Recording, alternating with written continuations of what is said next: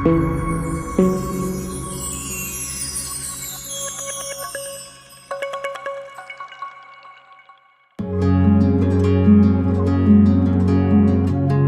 To my channel commerce फंडा।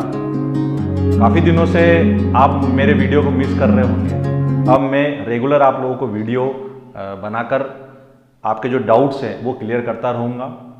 आज का जो हमारा वीडियो है वो है cash budget.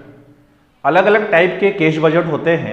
BCom final year, CA FTTP plan और बीकॉम ऑनर्स के जो स्टूडेंट हैं उनके लिए कैश बजट जो है वो मैनेजमेंट अकाउंट में आप लोग आपके सिलेबस में दे रखा है।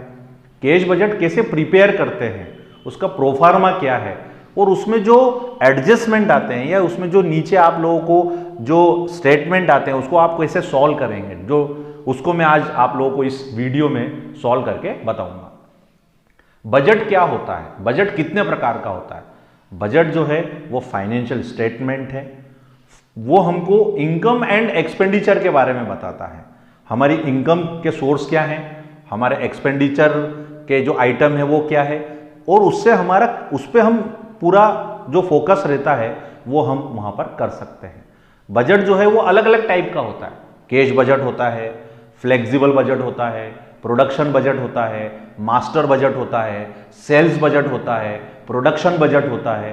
पर आपके जो सिलेबस में मेनली दो जो बजट है वो वहां पर दे रखे हैं। उसमें से सबसे पहले मैं आप लोगों को कैश बजट के बारे में बताऊंगा। नेक्स्ट वीडियो मेरा फ्लेक्सिबल बजट के बारे में आएगा। कैश बजट बनाते जब हम लोग कैश बजट का सम सॉल्व करते हैं तो उसमें कौन कौन से आइटम आप लोगों को मिलेंगे और वो आपको कहां से पिक करना है और कहां पर उसको स्टेटमेंट में या प्रोफार्मा में आप लोगों को सम को सॉल्व करते समय ध्यान रखना है। सबसे पहले आप हेडिंग लिखेंगे, कैश बजट कितने मंथ का प्रिपेयर कर रहे हैं। जो बजटेड मंथ है उसको आप यहां पे लिखेंगे। जैसे मान लीजिए मैंने लिखा है जनवरी, फरवरी, मार्च। मोस्टली सम में आप लोग क्या देखेंगे, 3 महीने का देखेंगे, 6 महीने का देखेंगे, जो आपको बजट बनाना रहेगा। अब सबसे पहले आप लोग ओपनिंग बैलेंस लिखेंगे। ओपनिंग बैलेंस के बाद में यहां पर रिसिप्ट जिससे आपको पैसा मिलेगा। सबसे पहले cash sales, cash received from debtors, cash collected from debtors आप लिख सकते हैं। कैपिटल रिसिप्ट, अगर मान लीजिए कोई फिक्स्ड असेट्स आप सेल आउट करते हैं तो उससे जो पैसा आप लोगों को जो रिसिप्ट के रूप में मिलता है या जो रिसीव्ड होता है वो आप कैपिटल रिसिप्ट में क्या करेंगे, वहां पर वो लिखेंगे। अगर मान लीजिए आपने इशू ऑफ शेयर करा है और कॉल्स मनी किसी मंथ में अगर आप लोगों को रिसीव्ड होती है तो वो भी आप यहां पर क्या करेंगे, लिखेंगे। कोई भी इनकम है, कमीशन रिसीव्ड है, इंटरेस्ट रिसीव्ड है, इंटरेस्ट ऑन इन्वेस्टमेंट है, ये सब अमाउंट जो है वो आप क्या करेंगे, यहां पर रिसिप्ट के उसमें रूप में लिखेंगे।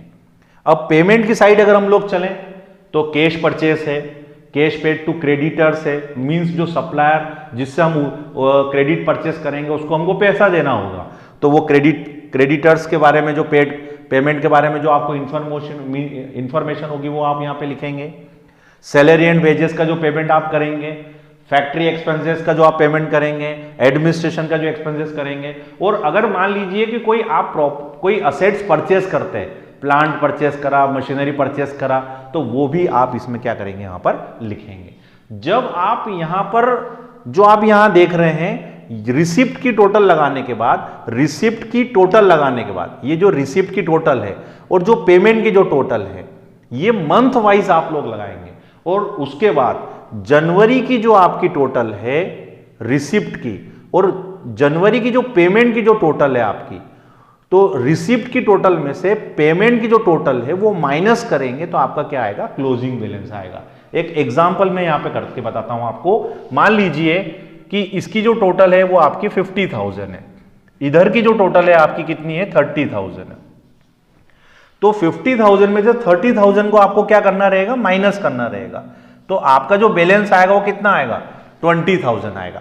ये 20,000 जनवरी का क्लोजिंग है तो फरवरी का क्या आ जाएगा, आपका ओपनिंग आ जाएगा। वैसे इन सब की टोटल लगाएंगे, मान लीजिए इन सब की टोटल आपकी आई 75,000 और इन सब की टोटल आपकी आई मान लीजिए 50,000, तो रिमेनिंग अमाउंट कितना है आपका 25। ये 25 आपका कहां जाएगा, मार्च में जाएगा। इसकी टोटल आई मान लीजिए 60,000, इसकी टोटल है आपकी मान लीजिए 50,000, तो ये जो बैलेंस आएगा ये क्या आएगा 10,000 आएगा। अब इसमें आपको बैलेंस माइनस में भी आ सकता है। मान लीजिए कि रिसिप्ट की टोटल जो है वो कम है और पेमेंट की जो टोटल है वो क्या है ज्यादा है, तो आप इसको क्या करेंगे माइनस बता देंगे, इधर ये माइनस में चला जाएगा।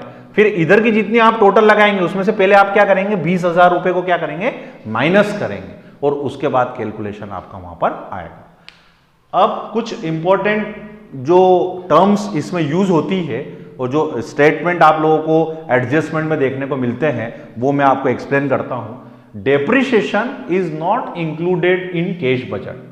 डेप्रिसिएशन जो होता है वो कैश बजट में नहीं आता है, क्योंकि डेप्रिसिएशन जो है वो प्रोविजन है, रिजर्व है, नॉन कैश एक्सपेंसेस है, वो हमको एक्सपेंडिचर करना नहीं पड़ता है। कैश बजट में केवल कैश रिसीव्ड जो हुआ है और जो कैश का हम पेमेंट करते हैं वही आता है।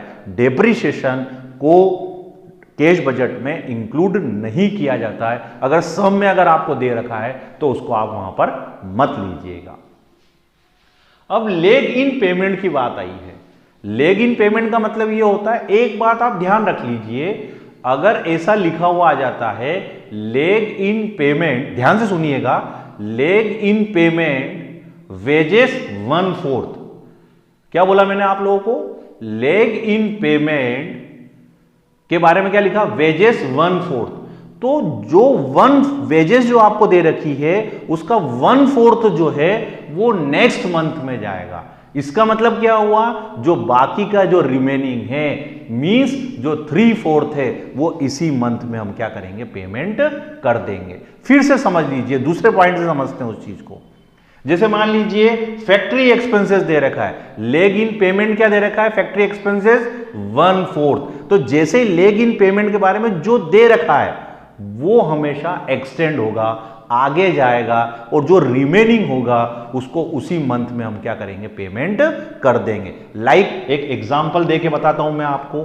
मान लीजिए फैक्ट्री एक्सपेंसेस जो हैं वो आपको दिसंबर, जनवरी, फरवरी और मार्च के दे रखे हैं, और लेग इन पेमेंट जो आपको दे रखा है वो 1/4 मंथ दे रखा है। और यहां पर हम लोग फैक्ट्री एक्सपेंसेस लिख लेते हैं। फैक्ट्री एक्सपेंसेस मान लीजिए 4,000 रुपए है। फिर मान लीजिए आपके सब में 4,000 ले लेते हैं, चलिए 4,000 4,000 4,000, ठीक है। अब मैंने क्या बोला कि फैक्ट्री एक्सपेंसेस का 1/4 जो है वो आगे जाएगा, तो बाकी का कितना बचा, तो यहां कैलकुलेशन में लिख दीजिए 3/4 और 1/4। अब देखिए 3/4 4,000 रुपए का 3/4 कितना होगा 3,000 रुपए। तो बाकी का जो अमाउंट है वो नेक्स्ट मंथ में ट्रांसफर हो जाएगा। अब फिर 3/4 यहां आ जाएगा, बाकी का 1,000 यहां आ जाएगा, फिर 3,000 यहां आ जाएंगे, 1,000 यहां आ जाएंगे और 3,000 यहां आ जाएंगे। मतलब कुल मिला के मेरा ये कहना था बेटा कि अगर 1/4 अगर एक्सटेंड होगा तो बाकी का 3/4 यहीं रहेगा। 1/2 अगर एक्सटेंड होगा तो 1/2 यहीं रहेगा, मतलब जनवरी का जनवरी में पेमेंट हो जाएगा, बाकी का जो हाफ है वो काय में चला जाएगा, फरवरी में चला जाएगा। अगर इसको मान लीजिए हम लोग ऐसे अप्लाई करें कि जैसे यहां पे मान लीजिए हमने 1/2 कर दिया, 1/2, ठीक है। तो 1/2 अगर हम लोग करेंगे तो 1/2 के केस में क्या होगा, देखिएगा बेटा। अब देखिए हाफ यहां 2,000 यहां लेंगे 2,000, तो बाकी के 2,000 क्या हो जाएंगे नेक्स्ट मंथ में चले जाएंगे। फिर 4,000 का 1/2 कितना होगा 2,000, तो बाकी का 2,000 यहां चला जाएगा। अब जैसे मान लीजिए मैंने यहां पे लिया 1/8, तो 1/8 में आप क्या समझे, 7/8 यहीं रहेगा, 1/8 आगे चला जाएगा। अब बच्चों के मन में है कि सर 7/8 कैसे आया, 3/4 कैसे आया, 1/2 कैसे आया, तो पूरा पार्ट जो होता है वो कितना होता है 1, उसमें से 1/4 कम करते हैं तो रिमेनिंग कितना आएगा 3/4। अगर 1 में से 1/2 कम करते हैं तो रिमेनिंग कितना आएगा 1/2, और अगर 1 में से 1/8 कम करेंगे तो रिमेनिंग कितना आएगा 7/8 आएगा, ठीक है। बैंक ओवरड्राफ्ट जो होता है वो भी यहां पर क्लोजिंग बैलेंस में जो आपका आंसर है वो काय में आएगा, माइनस में क्या हो सकता है, वहां पर आ सकता है। जो मेन प्रॉब्लम जो आती है वो कैश कलेक्शन फ्रॉम डेटर्स है, कैश पेड टू क्रेडिटर्स है उसके बारे में आती है, तो उसमें भी यही रहता है कि नेक्स्ट मंथ में पैसा मिलेगा, हाफ उसके मंथ में मिल जाएगा। तो इस टाइप से कैलकुलेशन जो है वो क्या होगा वहां पर देखने को आपको मिलेगा। तो आज का जो हमारा ये टॉपिक था वो कैश बजट के बारे में था। कैश बजट कैसे हम प्रिपेयर करते हैं, उसका वर्किंग नोट हम कैसे कैलकुलेट करते हैं। देखिए मैंने आपको क्या लिखा, फैक्ट्री एक्सपेंसेस लिख के लेग इन पेमेंट लिखा। आप यहां पर मंथ लिख दीजिए, ये मंथ का कॉलम हो जाएगा, दिसंबर, जनवरी, फरवरी, मार्च। यहां पर जो आपको फैक्ट्री एक्सपेंसेस दे रखे हैं पहले वो लिख लीजिए, उसके बाद में जो कैलकुलेट करना होगा वो इस टाइप से आप क्या कर सकेंगे, कैलकुलेट कर सकेंगे। जो भी रिसिप्ट है वो आप यहां पे देख रहे हैं, जो भी पेमेंट है वो आप यहां देख रहे हैं, और मंथ वाइज बैलेंस निकलेगा। सबसे पहले जनवरी का निकलेगा, उसका जो क्लोजिंग आएगा वो फरवरी का ओपनिंग होगा, फिर फरवरी का जो क्लोजिंग होगा वो मार्च का क्या कहलाएगा, ओपनिंग कहलाएगा। आप मुझे कमेंट्स बॉक्स में बताइए कि आपको इस वीडियो को देखने के बाद कौन से सम्स में क्या प्रॉब्लम लग रही है, तो मैं आपको उस पर रिप्लाई जो है जरूर दूंगा। Thank you very much.